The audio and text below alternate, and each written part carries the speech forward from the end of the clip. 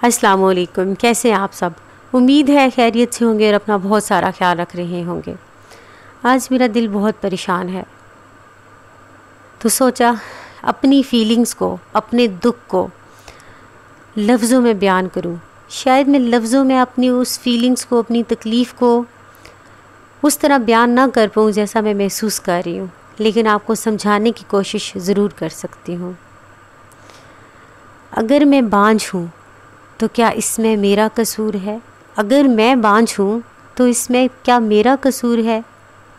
ये तो खैर आपने मुझे बताना है। अगर मैं बांझ हूँ तो क्या इसमें मेरा कसूर है? मेरी गोद में कोई फूल नहीं खिलेगा, मेरी गोद में कोई फूल नहीं खिलेगा, ना ही कभी खिलकर किलकारियाँ मारेगा, तो क्या इसमें भी मेरा कसूर है? ऐ मेरे मजाजी खुदा, तुम जो मेरे खुदा बन बैठे हो, ऐ मेरे मजाजी खुदा, तुम जो मेरे खुदा बन बैठे हो। अगर मैं हकीर लगती हूँ तुम्हें, अगर मैं हकीर लगती हूँ तुम्हें, तो ये मेरा नहीं तुम्हारे दिमाग का फतूर है। ज़माना मुझको ऐसी तरस भरी नज़रों से देखता है, ज़माना मुझको ऐसी तरस भरी नज़रों से देखता है, जैसे ज़िंदा दफन कब्र में कोई हूर है। लोग समझते हैं कि मैं बेसमर दरख्त हूँ, लोग समझते हैं कि मैं बेसमर दरख्त हूँ, वो ये क्यों नहीं समझते कि मेरी छाँव में कितना सुकून है। मैं अधूरी नहीं हूँ, खुद को ये समझा समझा के थक गई हूँ मैं अधूरी नहीं हूँ, खुद को समझा समझा के ये थक गई हूँ मैं। ये गलती मेरी नहीं, मेरे मुकद्दर का मकतूब है। रेज़ा रेज़ा होकर बिखर रही हूँ मैं, रेज़ा रेज़ा होकर बिखर रही हूँ मैं। रातों को रोती हूँ, दिन को सिसकती हूँ मैं, रातों को रोती हूँ, दिन को सिसकती हूँ मैं। ऐ अल्लाह अब तो करम कर दे मुझ पे कि रूह से थक गई हूँ मैं, ऐ अल्लाह अब तो अपना करम कर दे मुझ पे कि रूह से थक गई हूँ मैं। अगर मैं बांझ हूँ तो क्या इसमें मेरा कसूर है? अब ये मेरा सवाल आपसे है, सब सुनने वालों से है, क्या वाकई किसी औरत का बांझ होना उसका कसूर है? क्या ये चीज़ उसके बस में है? क्या वो ये खुद कर रही है? एक औरत जो बांझ होती है वो अपने अंदर जंग लड़ रही होती है, दुख की, अधूरेपन की, एहसास कमतरी की। उसे लगता है कि वो बाकी औरतों की तरह मुकम्मल नहीं है, और आप बजाय उसका साथ देने के उसको डाइवोर्स करके उसको मुकम्मल ख़त्म कर देते हैं।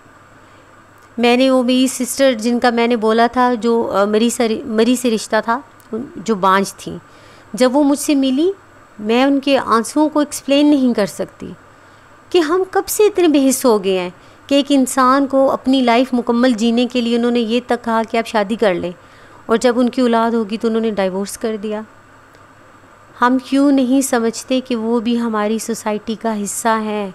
जब आपका लाइफ पार्टनर आपके साथ है, 3 साल बाद, 4 साल बाद आपको पता चलता है कि वो औलाद पैदा नहीं कर सकती या नहीं कर सकता, ये मेल में भी प्रॉब्लम्स होते हैं, तो इसका ये मतलब नहीं होता कि आप उनको उठा के फेंक दो अपनी लाइफ से। आपने उनके साथ एडजस्ट करना होता है, जो कि आप नहीं करते। और विद सॉरी, माजरत के साथ, हमारी कुछ माएँ बहनें तो ऐसी हैं कि जो उन पे तंज कर रही होती हैं।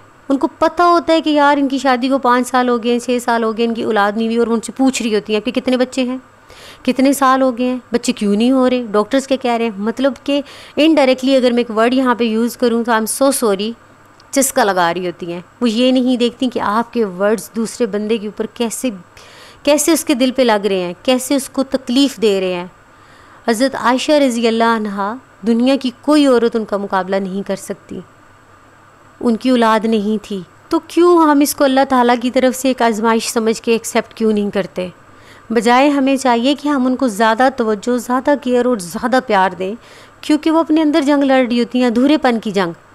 हम उनको मुकम्मल ख़त्म कर देते हैं। हमारा माशरा इतना बेहिस कब से हो गया है, हम अपने मुफाद के लिए दूसरे की पूरी ज़िंदगी को इधर से उधर करके रख देते हैं।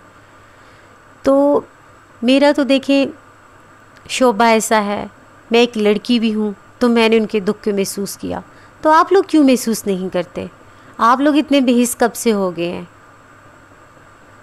उम्मीद तो 25वें पारे की 2 आयात میں ان کا یہاں پہ ترجمہ پڑھنا چاہوں گی اور دیکھ کے پڑھوں گی تاکہ مجھ سے کوئی مسٹیک نہ ہو اور آپ لوگ بھی اس چیز کو سمجھیے گا۔